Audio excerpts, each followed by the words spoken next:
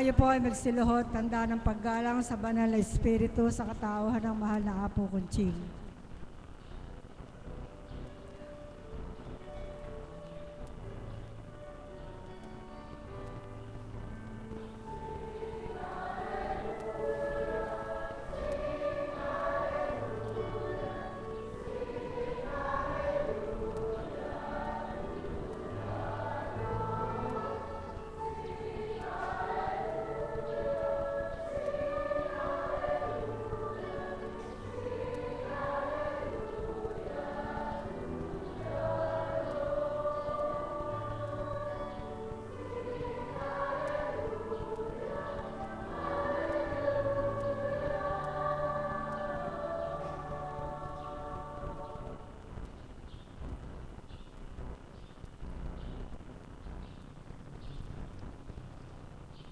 Sumainyo ang kapayapaan. Kung pagninilayan ninyo, bakit baga ang pagbati ay sumainyo ang kapayapaan? Upang kung ang kapayapaan ng inyong pag-iisip ang siyang sa inyo'y nananahan, maliwanag ninyong nakakanta ng kalooban ng amang mahal. At kung wala kayong kagulumihanan, patag ang inyong kalooban. Kung walang dinadala kayong mabibigat sa inyong mga isip, na sa palagay nyo'y hindi nyo kakayanin at di ninyo makakaya, tunay ngang ang Ama ang sa inyo'y papasok sa tuwina sa inyong pag-iisip na siya ang kanyang magagawa'y di makagawa ninyo. Kaya mga mahal, halina kayo. Pagnilayan ang sa bawat pagsambit kung papaano ang nais at isip ninyo'y maging tigmak ng pag-ibig ang sa inyo'y sa loobing ganap. Katotohanan ng sa akin tinuturan, ang may pandinig ay nakarinig.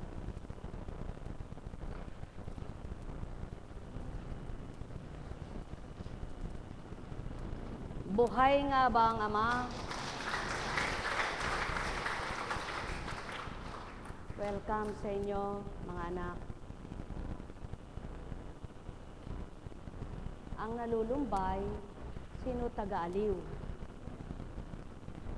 Ang nagdadalamhati, namimighati, sinong tagalibang? Pag-aralan ninyong lubos ang bawat katanungan. Sa gayon, tuwiran ninyong mapagtitiwalaan ang Diyos Amang di nasisilayan. Sino nga ba ang nakakita na sa Ama? Wala pa. Sino nga ba ang nakadama sa Kanya? Marami na. Subalit lahat ba ng nakadama ay nanahas sa pandamang pinagkaloob niya?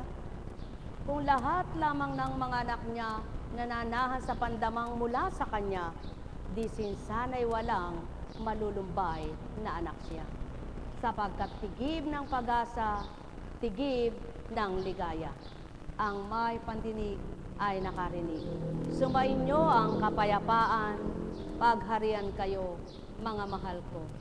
Inyong pagnilayan ang panahon, walang makatatarok, walang makapag-iisip na kung ano ang magaganap mamaya.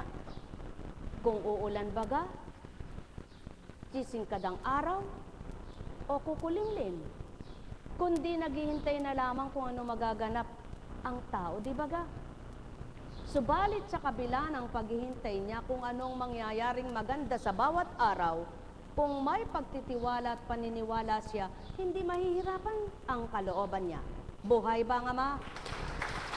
Kaya mga mahal, nawa hindi lamang kayo ang tanda ng antanda. Antanda sa ngalan ng Ama, ng Anak at ng Espiritu Santo, ngunit walang pumapasok sa mga puso nyo. Kundi ang tanda ng pinahagi ng Ama kung sino siya at ano siya, para mapagnilayan kung papaanong nabuhay ang tao sa pasimula pa, na ang inulat ng kanyang mga anak na mula sa unang tipan at bagong tipan na mga ginamit para sa paghahayag ng kanyang kadakilaan, ay matutunan ng mga nabubuhay sa panahon ngayon. Mga mahal, kung di tutularan ng mga ninunong nangamatay kung bakit mayroong Jesucristo, Bagkos kung ang tutularan ay ang isang halimbawa ng isang Jesucristo, ang lahat nga ng tao ay matututo. Mga mahal, muli sumainyo ang kapayapaan. Nekkarameniyahanam, nekkarameniyahanam, nekkarameniyahanam.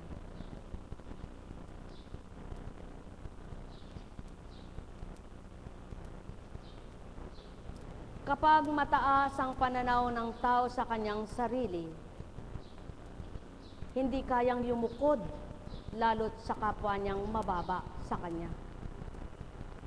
Subalit kung mababa ang kalooban ng isang katauhan, sino man at anuman ang kausap at kaharap niya, hindi ipinakikita kung sino siya. Anuman ang taglay niya, maging siya'y pinakamataas sa larangan ng pagpupunyagi na nakamitang tagumpay sa kanyang buhay. Sapagkat ang ipangangalandakan at ipagsisigawan na yang kadakilaan ng kanyang tinanggap, yaw na yang amang nagpala sa lahat. Mga mahal, sumainyo ang kapayapaan. Katotohanan ng saki tinuturan.